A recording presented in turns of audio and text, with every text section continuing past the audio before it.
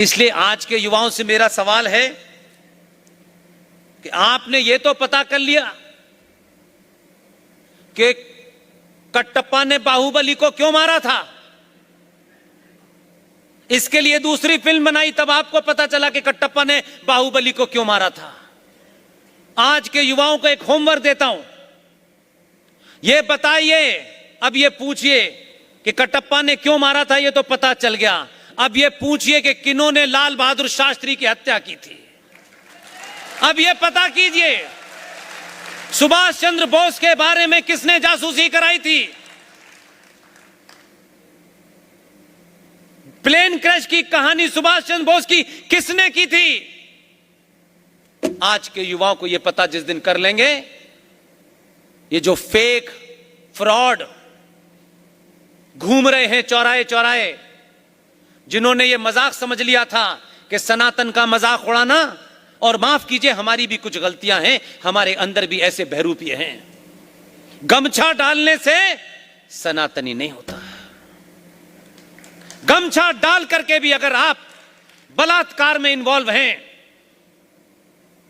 तो आप उस गमछे की रक्षा नहीं कर रहे, आप उसका मान सम्मान घटा रहे हैं। लोग जो जेन्युइन हैं, लोग उनको भी गलत समझ रहे हैं। आप अपने बीच में से ऐसे बहरूपियों को निकालिए, बाहर कीजिए, जिससे आश्रम जैसी मूवी बने और उसमें अनाचार होता हुआ दिखाया जाए। एक भी आश्रम का मठ का आदमी बाहर नहीं निकला, मॉरली कमजोर हैं, इसको भी मानिए। युद्ध आपको अपनों से भी लड़ना है, सिर्फ एक तरफा नहीं होगा कि सिर्फ दूसरा ही है। दूसरा सामने है, एकदम खुला हुआ है, उसने 1400 साल से कुछ भी गलत नहीं किया। जरा पूछिए, खुल के पूछिए कि वो पहला कौन आतंकवादी था जिसने एक महिला ने अपनी कविता में उसकी शान में कुछ लिख दिया था। कौन वो आदमी था 1400 साल पहले। उस आदमी के बारे में एक महिला ने, एक कवि ने उस दौर में कुछ उनकी बात का कंट्राडिक्शन कर दिया था। उस शख्स ने रात में अपने लोगों से उस महिला का सर तन से जुदा करने का आदेश दिया था। वो महिला अपने 2 मुँहे बच्चे को दूध पिला रही थी, उसे उठाया और उसका हत्या कर दी। अगर आतंकवाद की नींव ढूंढनी है तो 1400 साल पीछे जाना पड़ेगा। आतंकवाद का धर्म, इसलिए क्योंकि ये जो झूठ बोला ये मैंने और आपने बोला। आतंकवाद का कोई धर्म नहीं। यस, आतंकवाद का कोई धर्म नहीं होता, आतंकवाद का मजहब होता है।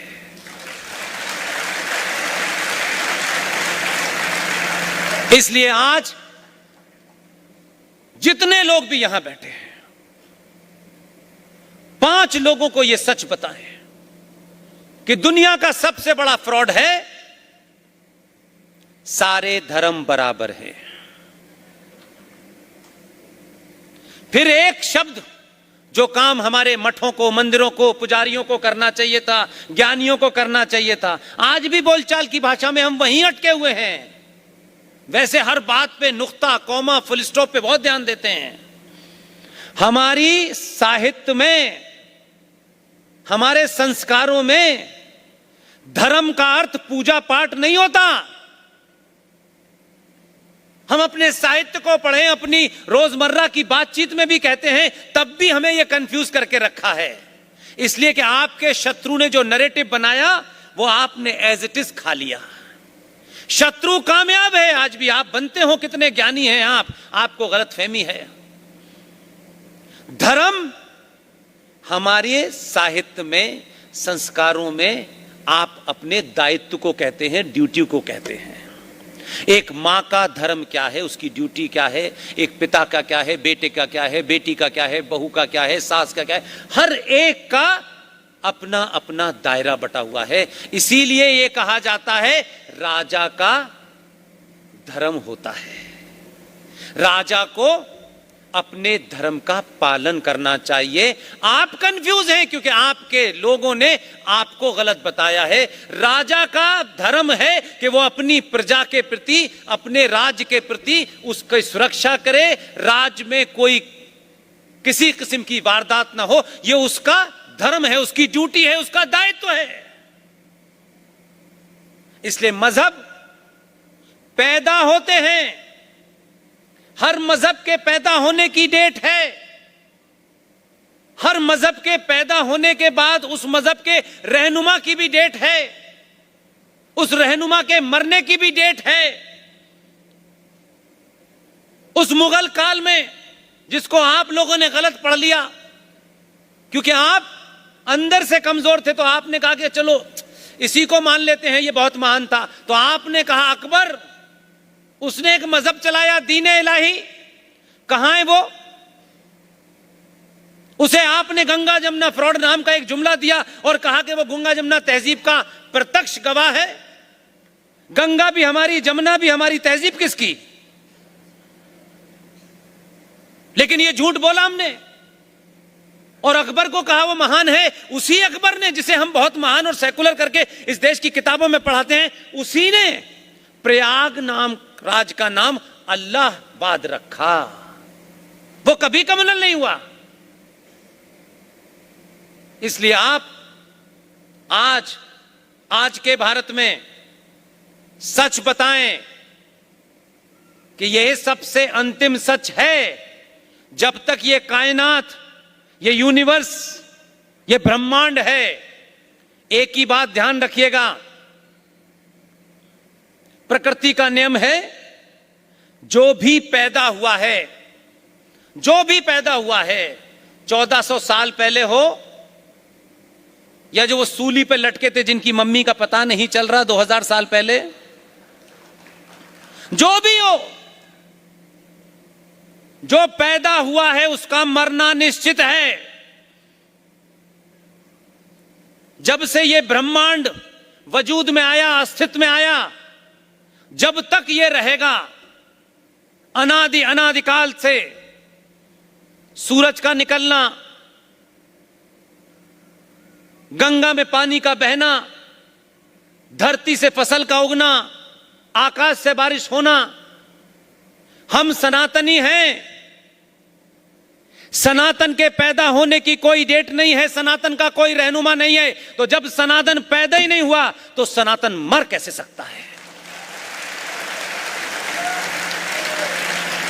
सनातन की तुलना जब भी कोई मजहब से करता है, और आप में और हमारे बीच में करोड़ों लोग अज्ञानता के कारण, डर के कारण, जब आप धर्म और मजहब को एक कटघरे में खड़ा करके बात करते हैं, तो मुझे लगता है कि आप गंदी नाली की तुलना समुद्र से करते हैं। कोई चीज इसमें कंफ्यूजन की नहीं है।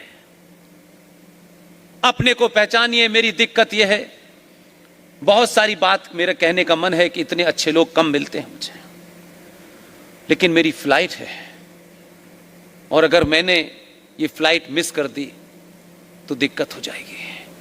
इसलिए ये वादे के साथ, आप भले ही इस स्कूल में ना मुझे बुलाएं, इंदौर में जब भी बुलाएंगे तो बात जहां आज खत्म करना चाहता हूं वहीं से फिर दोबारा शुरू करूंगा। आप सबका बहुत बहुत धन्यवाद।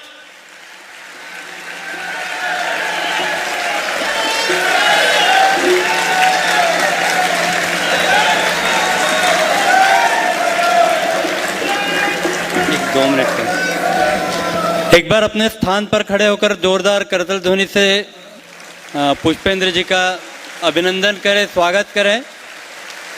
और 2 मिनट का अंतिम समय आप सबका। 2 मिनट अपने स्थान पर सब रुकेंगे, बैठिए।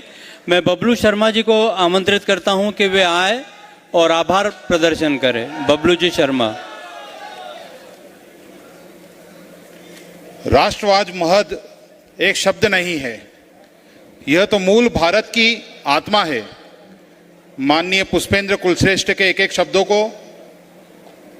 शब्दों से भारत माता की आत्मा पुकारती है। इस पुकार को आज आपने सुना है तो उसे आत्मसात भी करें।